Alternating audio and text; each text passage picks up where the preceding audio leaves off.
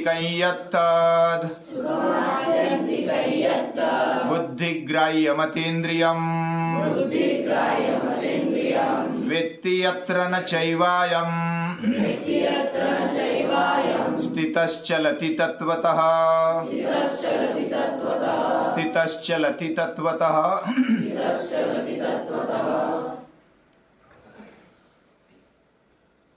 हम मनुष्य जीवन जीते हैं और मनुष्य जीवन जीते हैं इसका हमें गौरव है, क्योंकि बाकी प्राणी भी इस दुनिया में है। कृमि कीटकों से लेकर के हाथी जैसे प्राणी भी है, हिंस्र प्राणी है, कोई ऐसे गाय जैसे प्राणी है तो वो बहुत ही दयालु है, और बहुत सारे वृक्ष वेली लता इस दुनिया में है। लेकिन ये सब होने के बावजूद भी हमें मनुष्य जन्म मिला और मनुष्य पृथ्वी पर राज कर रहा है, और वो विशेष है। उसके पास विशेष क्या है? बाकी प्राणी भी जीते हैं, खाते हैं, पीते हैं, मौज मजा करते हैं, इंद्रियों के भोग को भोगते हैं। हम भी खाते हैं, पीते हैं और इंद्रिय भोग को भोगते हैं, तो हम भी पशु ही हो गए। पशु और हम में कुछ अंतर नहीं रहा। पशु जो देखता है, पश्यति इति पशु, जो देखता है केवल देख कर खाता है, बाह्य इंद्रियों से देखता है। अंतर इंद्रियों से ज्यादा देखने की कोशिश बाकी पशु प्राणी पक्षी नहीं करते। इसलिए हजारों साल पहले जैसे कौवा रहता था आज भी वैसे ही रहता है, जैसे शेर रहता था वैसे आज भी रहता है, बाद में हजारों साल बाद भी वैसे ही रहेगा। लेकिन हजारों साल पहले मानव जैसे रहता था, आज कुछ अलग स्थिति में रहता है।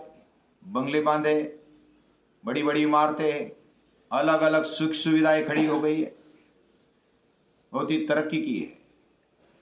उसको ऐसा लगता है कि मैं पंछी जैसे आकाश में उड़ जाऊं, उसको ऐसा लगता है कि मछली जैसे पानी में रहूं, तैरूं, उसको ऐसा लगता है हवा में मैं विमान की पंछी की तरह घूमूं, गरुड़ की जैसी उड़ान ले लो, ऐसा उसको लगता है। और वो करता भी है, वो सोचता है और करता है, बड़े बड़े सपने देखता है, उसको साकार करने के लिए अपनी जिंदगी दे देता है। ये मनुष्य करता है, लेकिन बाकी प्राणी ऐसे नहीं करते।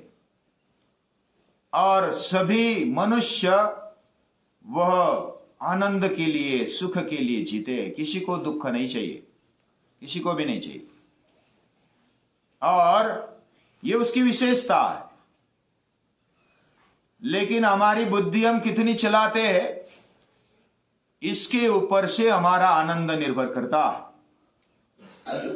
हम अगर पशु की तरह ही केवल इंद्रियों के आनंद में लग जाए, और सभी समस्याएं आज दुनिया की यही है, इंद्रियों के पीछे लगे और समस्या खड़ी हो गई। अत्याचार, अनाचार, बलात्कार होने लगे, चोरी होने लगी, अलग अलग जो भी शॉर्टकट में मुझे मिलना चाहिए, मुझे नेत्रों का सुख चाहिए, मुझे कानों का सुख चाहिए, मुझे जीवा का सुख चाहिए, तो उस टेम्पररी सुख में वो अटक गए और समस्याओं को खड़ा करते हैं। पूरी दुनिया की समस्या यही है, और उस समस्या का उत्तर गीता में दिया है। श्रीमद् भगवद गीता ये ऐसा ग्रंथ है, छोटा सा है, लेकिन जीवन के बारे में सभी प्रश्न के उत्तर इसमें दिए हैं। कोई भी प्रश्न ले लो, उसका उत्तर इसमें मिलता है। ये मैं मेरे दिमाग से ही नहीं कह रहा हूं, बहुत सारे महापुरुष कहते, अभ्यास करके कहते। हमें जीवन में क्या चाहिए? सुख चाहिए, आत्यंतिक आनंद चाहिए। उसको प्राप्त करने के लिए क्या करना चाहिए वो इसमें बताया है। हम अगर इंद्रियों का सुख लेते, समझो कि हम जलेबी खाते, और खाते खाते इतना खाते हैं कि पेट दुखने लगता है। यानी जो आनंद लेने के लिए जाते हैं उसके साइड में दुख रखा हुआ है, उसका अतिरेक होता है तो दुख मिलता है। यानी उसको भोगते समय, आनंद को लेते समय उसका साइड इफेक्ट भी आनंद होना चाहिए। जब हम आनंद लेते हैं, जैसे खेल में आनंद है, खेल में थकान नहीं आती, लेकिन जब कोई कर्म करते, कार्य करते तो थकान आ जाती है। थकान आ जाती है इसका मतलब साइड में उसके दुख भरा पड़ा है। खेल में कितने भी थकते, लगता भी है तो भी हम आनंद से खेलते। वैसा हमारा जीवन होना चाहिए।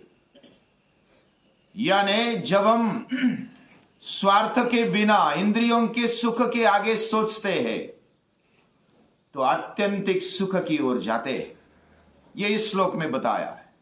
बुद्धिग्राह्य, बुद्धि से विचार करो। हम जो खाते हैं पीते हैं, समझो कि भोग भोगते हैं। भोग भोगने से उसका साइड इफेक्ट या तो उसका परिणाम दुख में नहीं होना चाहिए। और ये सीधी सादी बात है। मनुष्य अपने बुद्धि का उपयोग करता है और बुद्धि का उपयोग करते हुए वो आगे की सोचता है, दूरदर्शी है, पारदर्शी है उसका जीवन। वह अंदर एक है, बाहर एक है, ऐसा अगर है तो उसका जीवन पारदर्शी नहीं होता। अंदर जो है वही बाहर है, उसका जीवन स्वच्छ है, शुद्ध है और वो सच्चा आनंद लेता है। बच्चे को देखो, छोटे छोटे बच्चे होते हैं तो आनंद से विहरते, वे अपने जीवन में आनंद पाते हैं, वे पारदर्शी होते हैं। अंदर एक बाहर एक ऐसा नहीं, अंदर जो भी है वही बाहर। और ऐसे शुद्ध अंतःकरण में सुख है। हम इंद्रियों के आगे जब सोचते हैं, अतीन्द्रिय यानी इंद्रियों के उस पार क्या है, समझो कि हमारी आंख देखती है, आंख के उस पार क्या है हम देखते हैं, मतलब आंख देखती है क्या? हम सुनते हैं मतलब कान सुनते हैं क्या? हम खाते हैं मतलब मुख खाता है कि? वो तो आगे चला जाता है, आगे चला गया, पेट में चला गया, फिर किसने खाया? पेट ने खाया, पेट भी आगे धकेल देता है, फिर उसमें से जूस निकलता है, जूस पूरे शरीर में जाता है, खून बनता है, वो तो आगे आगे चला गया। खून भी कब तक टिकता है? जब तक हम जिंदा है। मरते भी है, जो भी जिंदा है, जो भी जन्म हुआ है वो मरता है। ये दुनिया का सच है। ये पूरा सच शोधने वाली जो बुद्धि है वो अतीन्द्रिय बुद्धि है। ऐसी बुद्धि का जो उपयोग करता है वो आत्यंतिक सुख पाता है। और ऐसा आत्यंतिक सुख पाने वाला जब वो सुख पाता है, वो सुख होता है जो बुद्धि है उसकी व्यापकता होनी चाहिए।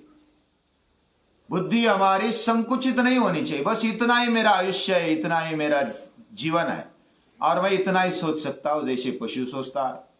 उसके आगे सोचने की बुद्धि जिसके पास है वह सुख पाता है, आत्यंतिक सुख पाता है। जिसका मन वह उदार है, जिसका मन एकाग्र हो पाता है और उदार है, वह सच्चा सुख पाता है।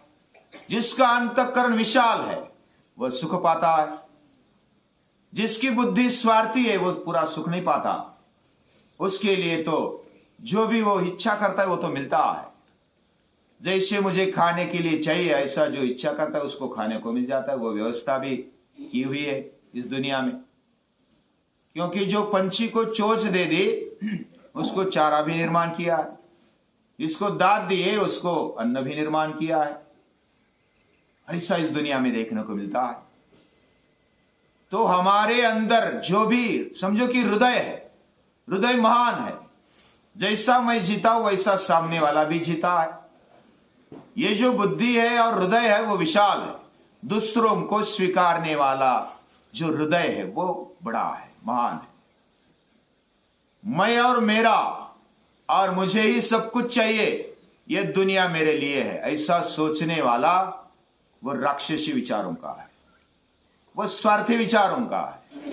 उसकी बुद्धि विशाल नहीं, वो आत्यंतिक सुख नहीं प्राप्त कर सकता। उसको डर लगता है मेरा कोई खींच ना ले जाए, मेरी संपत्ति, मेरा धन, मेरा वैभव, मेरा ज्ञान, मेरा सब कुछ, गाड़ी बंगला कोई खींच ना ले जाए, कोई चोरी ना करके ले जाए, उसको डर लगता है। क्योंकि उसको लगता है कि ये मेरा है, मैंने कमाया, क्योंकि ले जाएगा तो क्या होगा।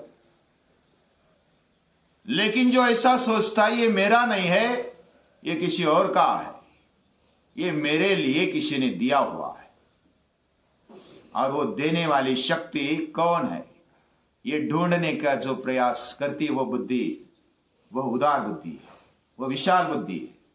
ऐसी अतीन्द्रिय बुद्धि वह अत्यंतिक सुख पाती है। वह उसके जीवन में दुख आ जाए, सुख आ जाए, उसके जीवन में संकट आ जाए, वो डरता नहीं है। जो राष्ट्र के लिए मरता है वो डरता नहीं है, उसकी विशाल बुद्धि है। केवल मेरा सोचने वाला भगत सिंह फांसी पर चढ़ गए, लेकिन डरे नहीं। माता को बोलते ही माता की आंख में आंसू आ गए, तो माता को बोलते डरना मत, 9 महीने के बाद मैं फिर आ जाऊंगा। बेटे ने 9 महीने, इतनी ताकत, मृत्यु को भी झेलने की ताकत इस ज्ञान से आती है, इस बुद्धि से आ जाती है। मृत्यु का भी जो सामना कर सकता है वो अत्यंतिक सुख पाता है। जो मृत्यु से डरता है, अपने जीवन में डर डर के जीता है, वो जीता नहीं, वो तो मर मर के जीता है। ऐसे जीने वाले अत्यंतिक सुख प्राप्त नहीं कर सकते। ऐसा इस श्लोक का अर्थ है। हर रोज हम अभ्यास करते हैं, यह अभ्यास हमारे लिए होता है, खुद के लिए होता है। मैं भी अभ्यास करता हूं और आप सभी अभ्यास करते हैं। आज के लिए अभ्यास है, बाकी कल देखेंगे।